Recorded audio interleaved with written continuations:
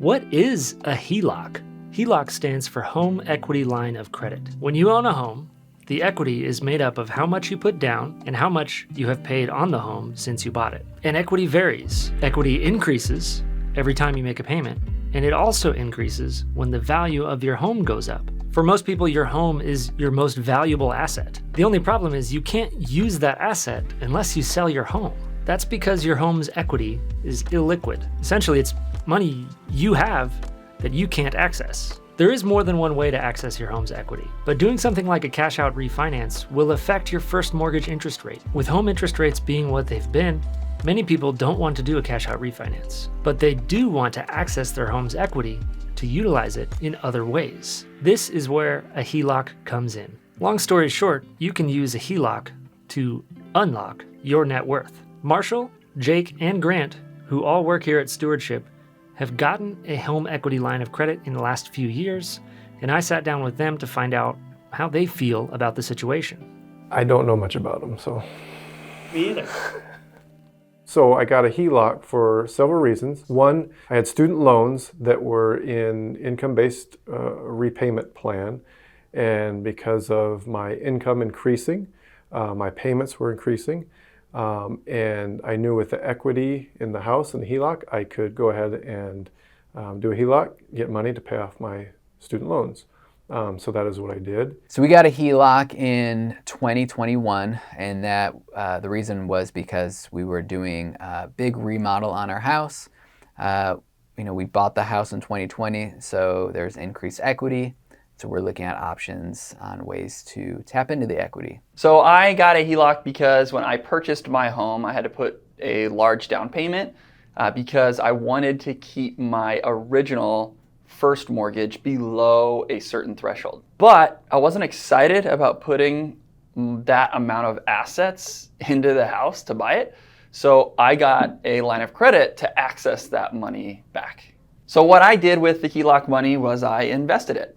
I put it to work. So I also decided to take that HELOC money and put it into savings in my emergency fund. So I felt more at peace about if emergencies came, I would have resources to be able to cover those. And then the last thing I did was I took the rest of the money from my HELOC and invested it. Everybody has net worth, and that net worth is the balance between your assets and your liabilities. And for the home, because I put a large down payment down, I had a lot of my net worth tied up in my house. And although the home is increasing in value, and although I'm living in the home, having cash, having that money in a bank account, or at least access to it, allows me to put my assets that are part of my net worth to work. So your net worth is increasing by one, paying down the balance, and two, the home value going up. Well, both of those things still remain true for me, even though I got a line of credit. I am just now taking some of the money, some of that equity, and investing it so it earns a greater return than the amount of interest I have to pay on that line of credit. So although I'm paying this much in interest on the line of credit, I am earning this much in return on my investments. As a result, there's a positive gap there.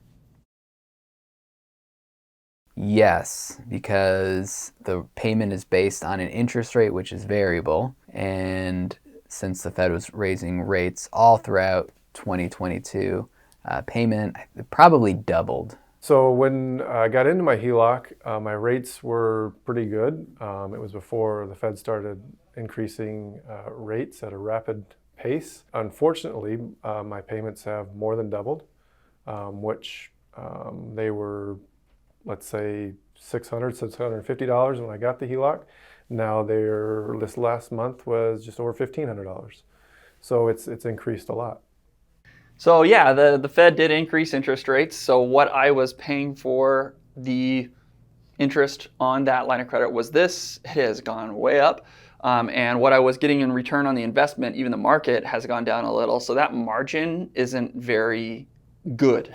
Isn't as good as it was when it first started, which sucks. The way I look at the HELOC payment is in my mind, I just tag it on top of my mortgage payment. So that's the thing. We bought the house at a good time. So we had a good primary mortgage and mortgage payment.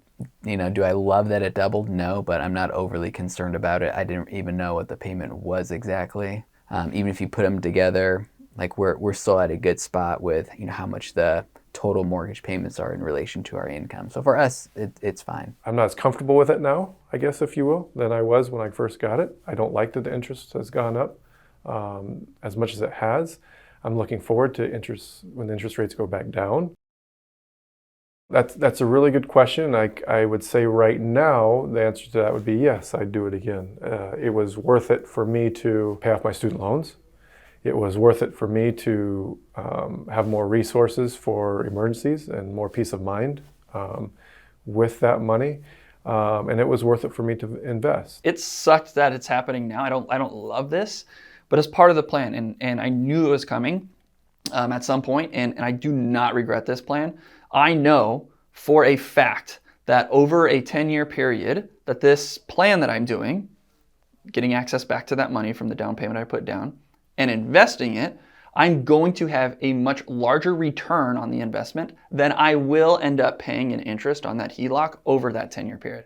I'm very, very, very confident in that. And I've already experienced gains and wins. I'm still, even in this market, experiencing gains and wins in it.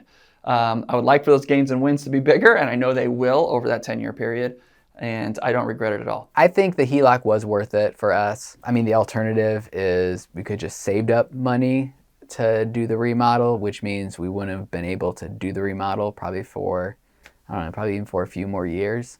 So it's like, okay, we have this payment that doubled, but we have all the remodel in the house done that we wanted. We were limited on how much we can take out because they're not going to go above a certain total loan to value of the house. It's not like we could have taken out hundreds and hundreds of thousands of dollars and then really gotten into trouble. So I feel like we were totally fine with this because the amount we took out was doable, even though interest rates have gone up. So with these variable rate loans, yeah, you do have to think through the scenario of this is variable. What if the rate goes up? And you can run those calculations to see what the payment would be. For us, yeah, I would do it again for sure. One thing I'm doing now because the payments have increased so much, I'm taking a withdrawal each month from that investment account to actually make the payments. And so does my balance decrease over because of that? Slightly. But I think the thinking and over time is that the investment will still grow, and it will in the long run still be more than what I put into it. So that's one way that I am dealing with the high payments now. So I think in general, yes, I would do it again. I'd say the two biggest risks you take on when getting a HELOC is, yes, the interest rate increasing. That's something you can't control if the Fed raises rates and it impacts your HELOC. But I would say an even bigger threat than that is inability to control your behaviors. So many people get a line of credit and then they have access to all this money and they just start spending it rather than investing it. And then as a result, their net worth goes negative. So they buy different things like cars or vacations or experiences or whatever it is, and now their net worth goes negative because they don't have good behaviors. To be honest, most people don't have great behaviors when they're given a large amount of money like that, or they pull out a large amount of money like that in a HELOC. So that's why Dave Ramsey hates them, because he knows that for most folks, they don't have wise advisors on their team. They don't have a plan prior to taking out that money. So those are the two biggest dangers: rates going up and inability to control your behaviors. Like, I got into this with the mindset of this is a long-term thing. So with that in mind, even though emotions may go up and down, with interest rates go up and down, my mindset and my decision to do this was for the long term, and I'm going to keep to that. All you need to do is own a home and have equity in that home, and you can explore the possibility of trying to fast track your wealth building. All you need to do is find an investment advisor to work with or a mortgage broker to work with. And if you're here locally in Arizona, we'd love to help you with that. But yeah, just because I own the companies isn't the reason why I've done this. I'd be doing this whether I was in this industry or not. because I believe it's a wise strategy. Grant, Jake, and Marshall do not regret their HELOCs because they each had a plan in place, a wise advisor in their corner, and were disciplined in how they used their lines of credit. A HELOC isn't for everyone. Some people think they're a terrible idea, but for some, it's a great way to access your home's equity to put it to work in other places, like upgrading your home or investing when stocks are on sale. We recently wrote a blog about why you actually might want to invest more when the market is down, so check that out at the link in the description. Thanks for watching this video. I hope it has been helpful, and for anyone who has worked with Stewardship in the past and referred business to us, we just want to say thank you. Thank you for trusting us enough to tell your loved ones about us. Thanks so much for watching, and have a great rest of your day.